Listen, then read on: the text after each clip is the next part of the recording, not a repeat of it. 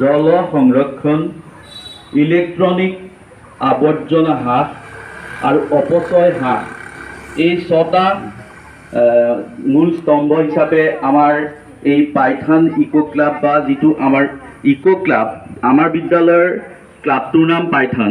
ইনে হৈছে eco club for mission life, যিটো প্ৰধানমন্ত্ৰী নৰেন্দ্ৰ মোদীৰ এটা সপোন যে আমাৰ ভাৰতবৰ্ষখন যাতে পাৰিপাৰ্শ্বিকৰ ক্ষেত্ৰত, পৰিৱেশৰ ক্ষেত্ৰত আগবাঢ়ি যাব পাৰে। এই কাৰ্যসূচী হিচাপে প্ৰত্যেক বছৰে বিশ্ব পৰিৱেশ দিৱস পালন কৰা হয়। ইয়াৰ আগতেও সেই বিশ্ব পৰিৱেশ দিৱস পালন কৰা হৈছিল।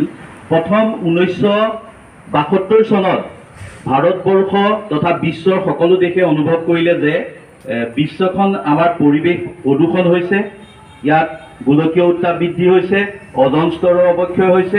গতিকে বিভিন্ন ধৰণৰ পাৰিপাৰ্শ্বিকত যিটো আহুকাল, যিটো মানে বহনক্ষম উন্নয়ন, সেইটো সহিব নোৱাৰা এটা পৰিস্থিতিৰ সৃষ্টি হৈছে।